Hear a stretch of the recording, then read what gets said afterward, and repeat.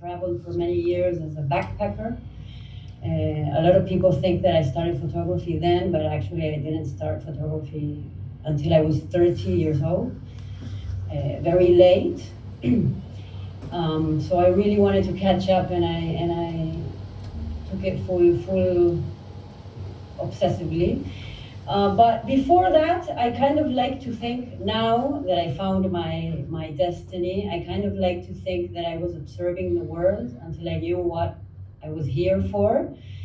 But back then I didn't feel like that. I felt really anxious because I knew I wanted to find something that I really loved, and I wanted to do something of my life, even if that something was for me, like find a kind of a direction in my life.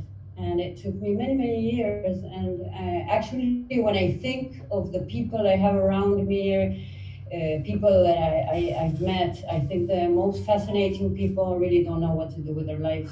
So it's, I mean, the only way is to really search for it. And I'm very happy with myself that I searched and searched and searched endlessly, non-stop, until I found it.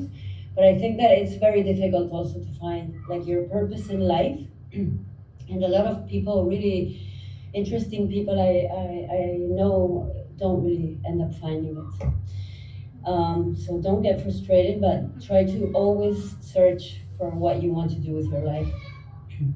So I picked up photography when I was 30 years old. I was living in London back then. And and I studied documentary photography, but I never really felt comfortable with the classical documentary approach. I always felt the need to like speak my own way of telling stories. One of the projects I did that I think is the one that you are working on, you're doing an exercise on, it was called Back to the Future. I started this project in Buenos Aires with family and friends, just like really searching in their albums. And one of the very important things of this project was to find the right pictures, because it was the same like work for me to recreate an average picture than a really good one. And because I love photography and I love like editing and finding, you know, the magical pictures, it was I put a lot of effort in this. So this project took me to 48 countries. I traveled to 48 countries to shoot this project. I shot like 600 pictures in 6 years. It was very intense. And I really tried to, in each country I went, to kind of speak about the culture. So I tried to find pictures that had to do with the history or with the sociology of this place I was going to. I wasn't going to go all the way to India to recreate pictures of like blowing candles in a birthday. It made no sense to travel and to, you know, all the hard work of going to a different place to produce a body of work. So I was looking for pictures like, for example, a wedding, you know, which for them is like a big ceremony. Yes? Irina, so did you have, you know, going to the multiple countries, did you have something set up already before going? Yes. I would put on my website where I was going, and people would send me and ask for pictures. People would send me pictures. I would work with 6 months in advance and then produce the pictures. I would ask them for their measurements of their body, all type of questions of the background of the image to really understand exactly what I needed to work on. And locations, I would ask them, okay, go send me a picture of how the location is now at different times in the day, because I wanted the light to be exactly the same. So there was a lot of pre-production. I'm driving these people crazy. But yes, I would arrive there with everything ready to shoot, and sometimes a spontaneous picture would appear there and I would go to the market and produce it. But most of the time I would travel with everything, and I was so afraid that they would lose my suitcases, so I would like put on all the clothes, like walk like this, have everything in my carry-ons or on, because some items were impossible to produce. It took me weeks, or you know. So I'm gonna show you. All right, do you see my screen? We do. The hands making. Yes, yes. Yes, we got it. Okay, so here is me making some necklaces. Okay. Because most of the things I kind of handmade, and this is me searching for fabric, for example.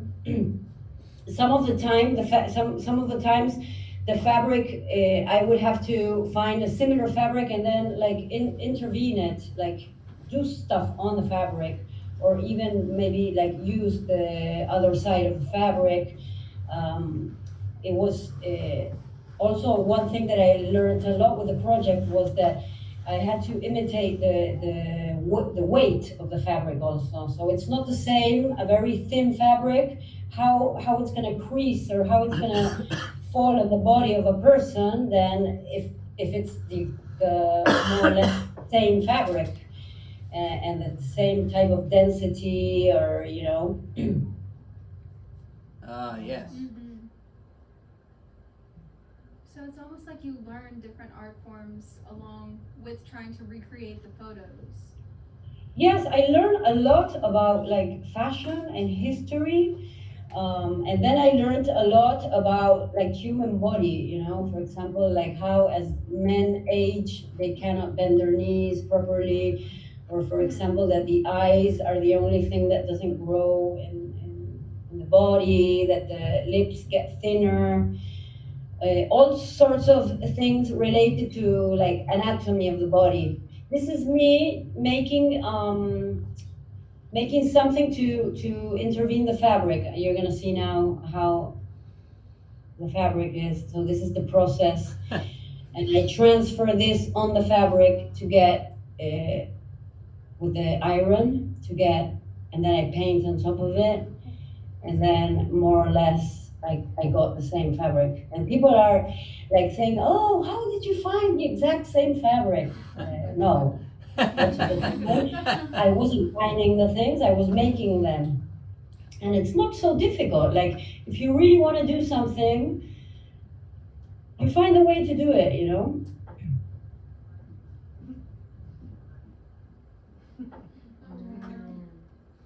So Irina, I think I'm stealing one of their questions, but I presume that some of these bodies of work would go on exhibition, but would you also give the attendant like a copy? Yeah, of course, always, you know. Yes, you always have to give back to people that give you their time, and Yeah. and I think there's no formula for this. I always, I as soon as I'm in front of the person, when I went to Africa, well, in some cases there are people that really don't have anything, and so I even gave money. But this is you're face to face, and you know how to react like a human being. You know, if you're making something out of it, even if it's just art, and the other person is stops working to give you their time, so there's something that you need to give back, you know. So you These would. were in Africa, which was very interesting because all the pictures that I found, more or less, I'm always recreating 30 years later, or 20. They were all studio pictures, and that meant that people didn't have these cameras. They went to the studio to take their picture, you know.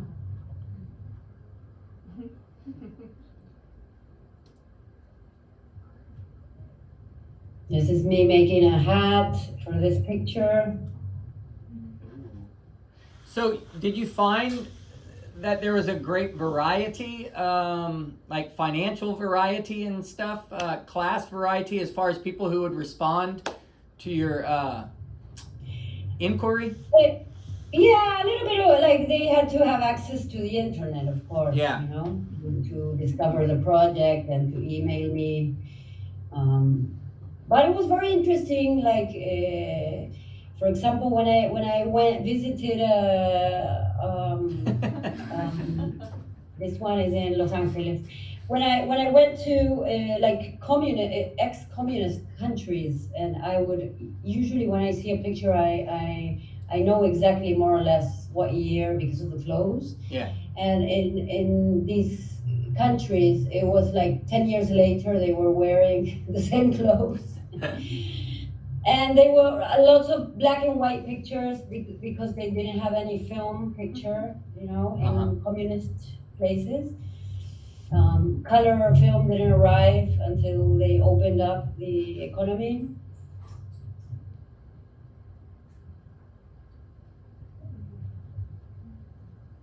And I had a lot of fun with this project because I got to meet a lot of people. I even stayed in these people's houses that were strangers, and each picture was like a whole world I was entering, and people were so like happy to take the time to go back to this memory. So it was important for them, and they were giving me their full, you know, time and commitment, and it was very interesting. This is in Pakistan, for example. These two people, it was the only picture they had been taken in their lives in a like a market they had gone into, and so we laughed because he had a mustache, and then he had a beard and mustache, and then he had like they said they were changing. They had changed their styles throughout the years.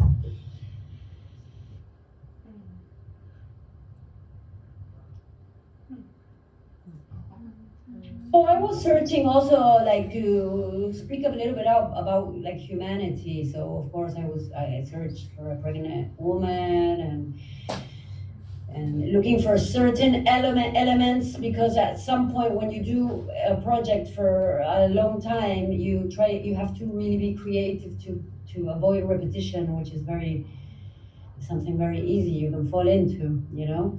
And repetition is very boring and is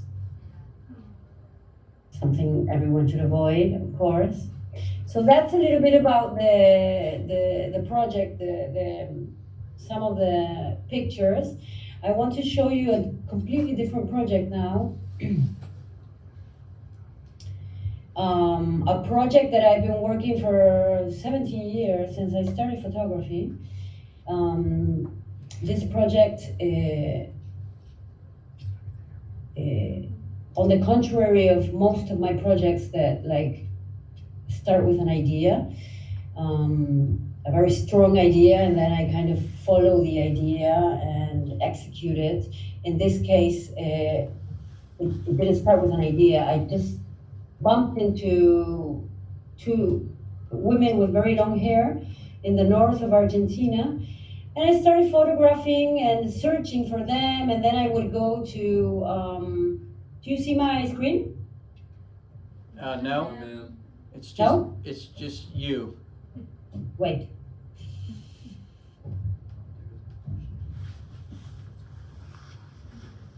So in the photo recreations, how would you find the people that played like extras? Like if you had a lot of people in the background, but you couldn't necessarily see their faces, what would you do to like account for that? With the Back to the Future project, Yes, ma'am.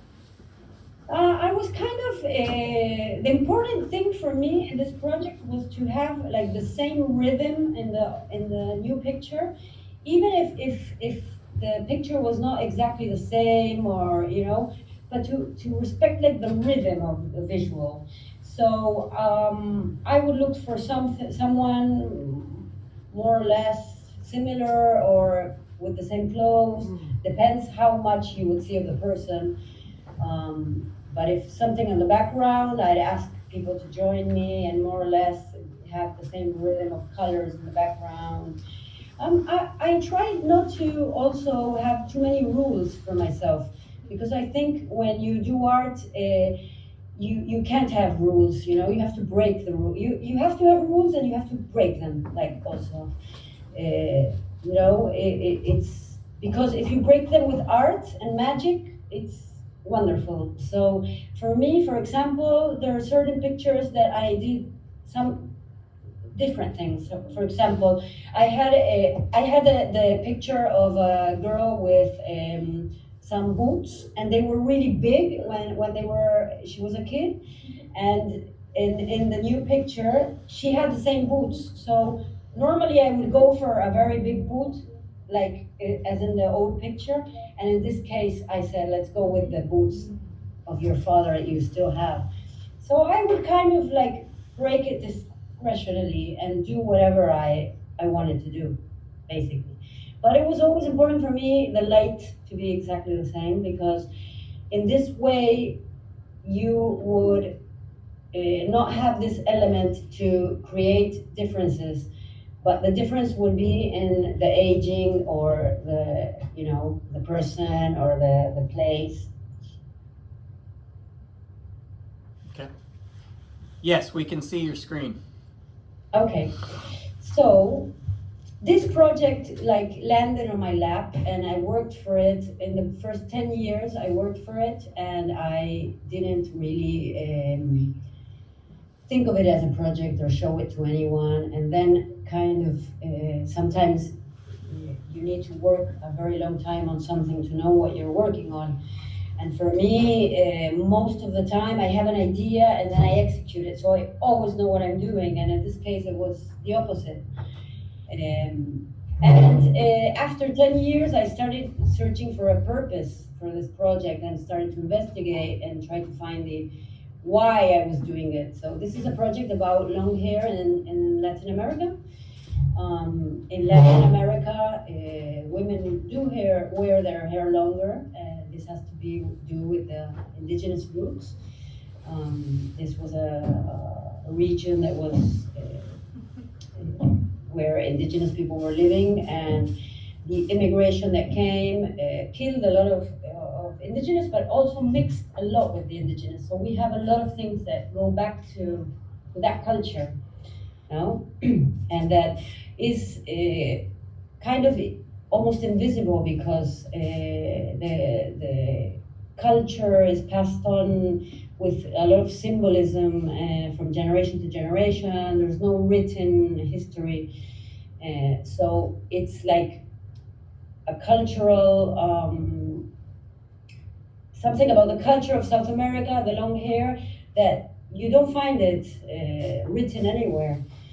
And I started investigating, I started interviewing people, elder people from the communities, and they talked to me about the importance in their culture, in ancestral cultures, about the long hair and how the hair was an extension of the ideas, and also it was kind of like the connection to the land that we live in, because the land that has plants and roots that grow, so it was a way to be connected with the land. And indigenous communities and Asian communities really lived on the land. Like if it didn't rain a year, maybe they would have less harvest and eat less.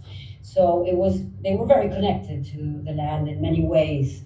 So a lot of the importance of culture had to do with land, actually. And this project, I started it in the north of Argentina, and then I continued it throughout Argentina, and I traveled and searched for these women, and I, in the beginning, would go to towns and put like billboards, and then with social media, it got easier to find them. And again, you don't want to start repeating yourself, so, which is, you know, could be very easy with a project like this. Do you see this now, the screen? Yeah. These pictures? Yeah? Yes. There's a few of them. Most of these, and you keep describing it as indigenous, most of them are the dark hair. But there was a few before, 4 or 5 before this, where it was several lighter haired people looking up. Yes. And then the one with the multiple, the gray-haired ladies. Yes. It was that bringing in. Is it different parts of the geography or?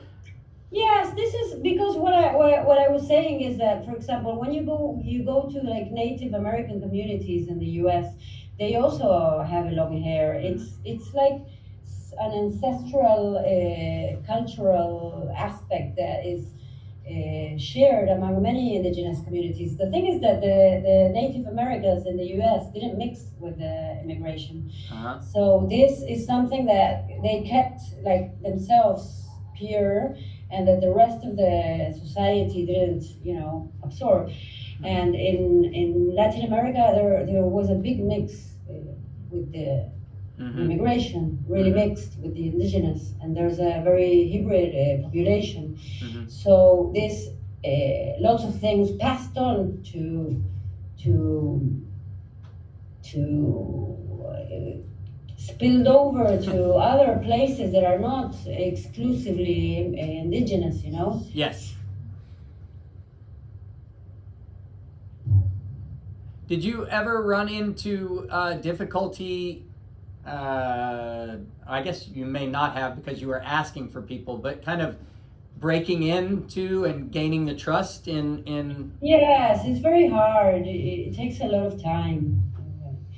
It takes a lot of time. What's very useful is to show your work to them so that they more or less understand what you're doing. Like with this project now, it's very easy for me to show someone that has long hair. I show them these pictures and they get it instantly because they understand, but it takes a lot of time. It takes a lot of time, and you have to enter really humble because,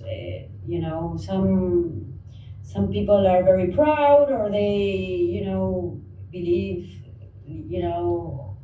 that you're an outsider and you don't understand. So, and I always like to kind of play with people. Like I'm not a fly on the wall like some documentary photographers. So you have to build this trust bond, understanding, and to be able to get what you want, and to know how far you can go, how much you can push, how much you can play. I'm going to show you a small,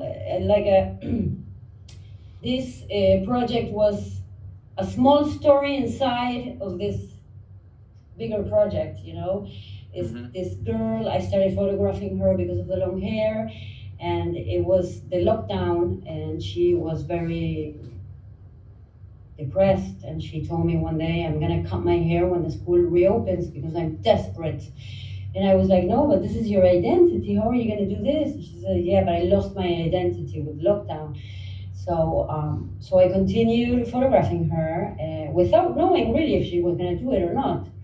And then one day, she did it. She cut her, when the school opened, she cut her hair. So it was like a tiny story that spoke about something different inside the project. This is all the same girl. She was 12 years old. And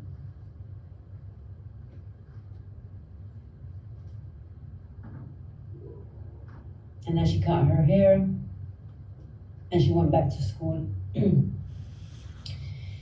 So yeah, I mean, I've done many more projects, but I thought it was interesting to show you like two completely different ways of building a project. Like one is just like you have an idea, you execute it the more creatively and the best way possible. I mean, anything that you want to do well in life is a lot of work. Everything from photography to like some trades or industries look easier than others, and it's not true. Like whatever you want to do like really well is a lot of work.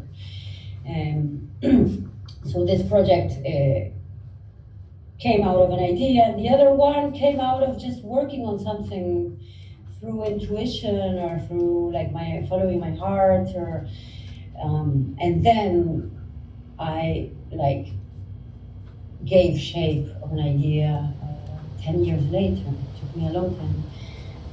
I worked, and then one day I kind of said, okay, I'm working on this. But I usually think of an idea and I go like very focused to that idea. But it's hard work. It's very hard work, and photography is very interesting because you get to do stuff that maybe you or go into places you would not regularly go, but you're also work a lot on your own also. I don't know what if any of you is interested in photography, but I think that in my case, I'm not so into photography. I'm more into like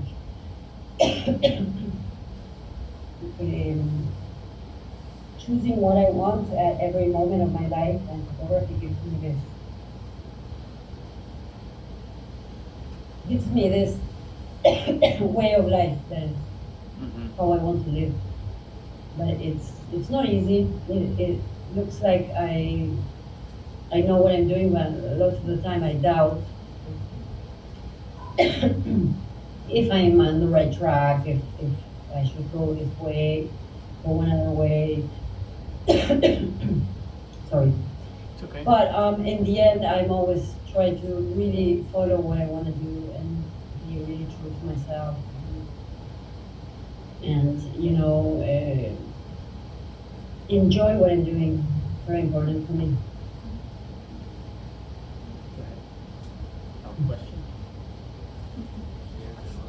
Oh gosh. What inspired you to start doing photography?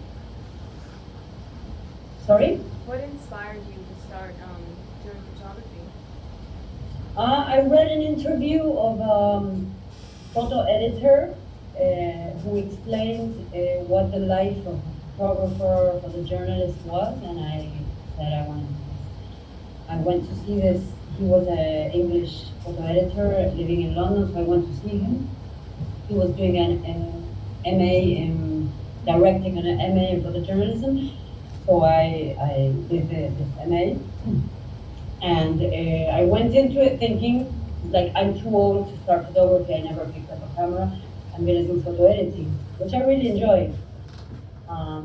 And while I was doing this MA, I entered to an award, and I won this award. It was a very important award, the Sunday Times magazine, and they gave me, as part of the award, money to do an assignment of 1 year. So I went up north to do of Argentina. I left the UK and I went to Argentina to do a project on schools, rural schools in the middle of the mountains. That's where I bumped into this long-haired woman, and and then I never looked back. But I mean, it was like a little bit of coincidence that I opened the magazine, and then that I went to see this guy who was doing this MA. I got a scholarship, and then I won this award. Otherwise, I would have ended up doing photo editing, and, like, working in a magazine. So it was like a lot of things that happened, you know.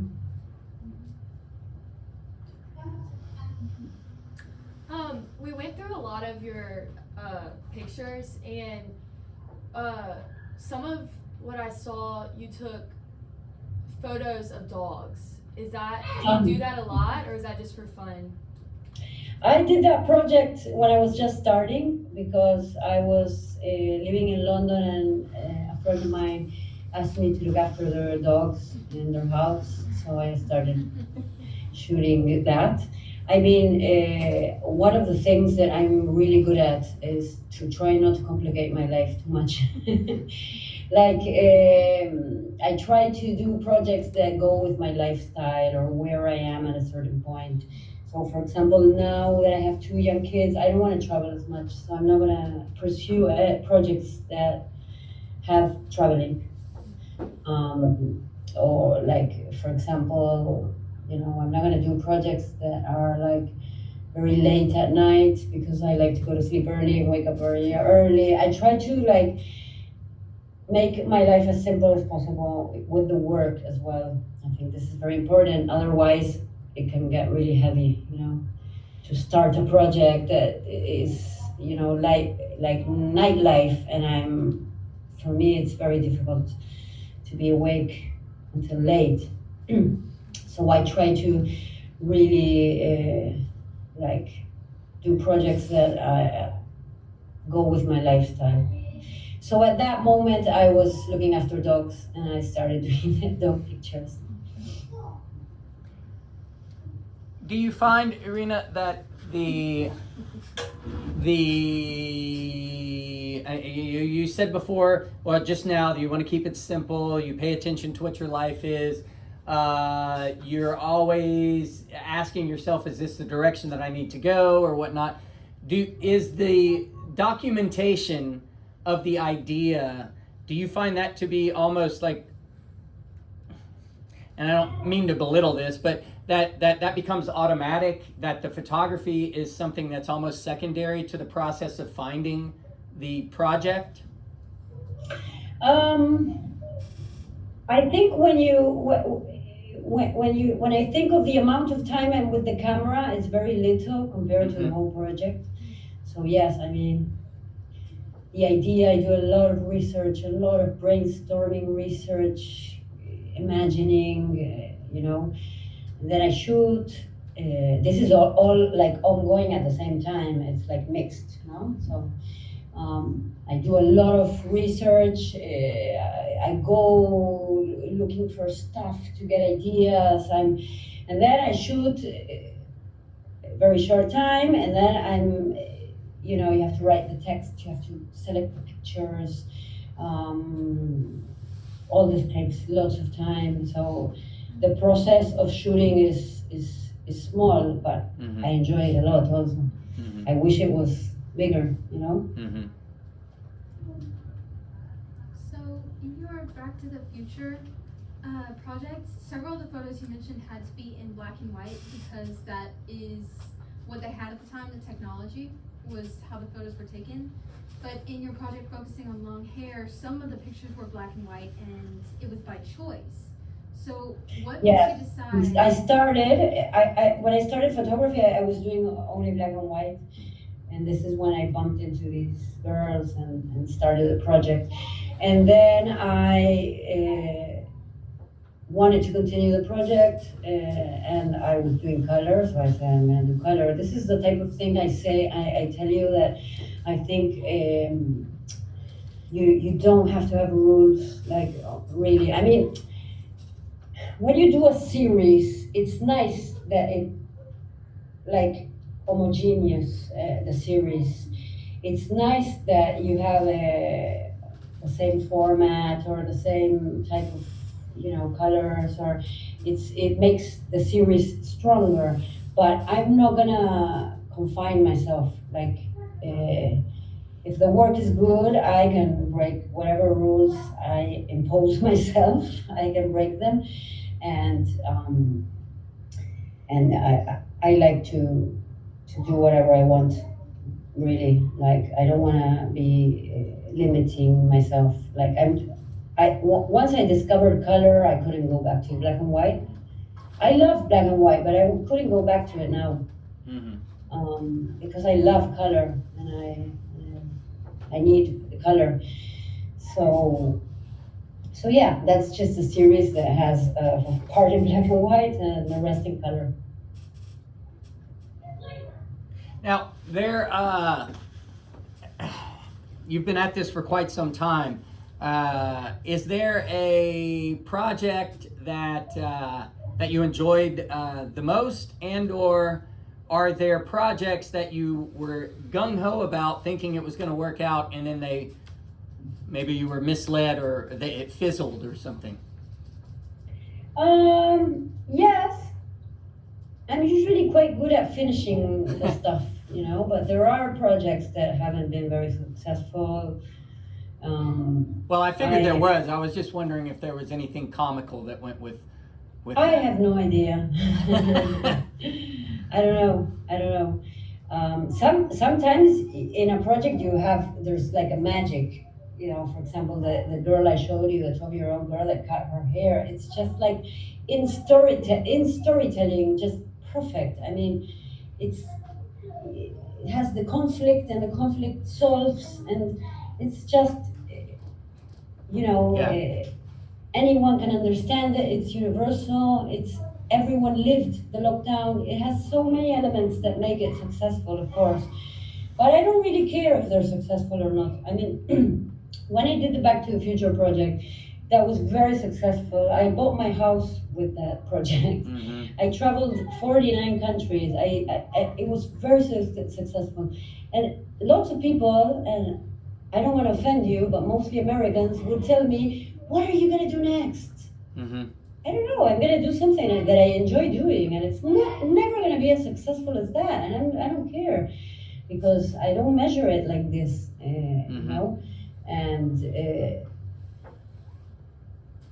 and I'm gonna enjoy this success, but it's not gonna get into my head, because I know that I'm never gonna be able to have such success Yeah. as this project. Yeah.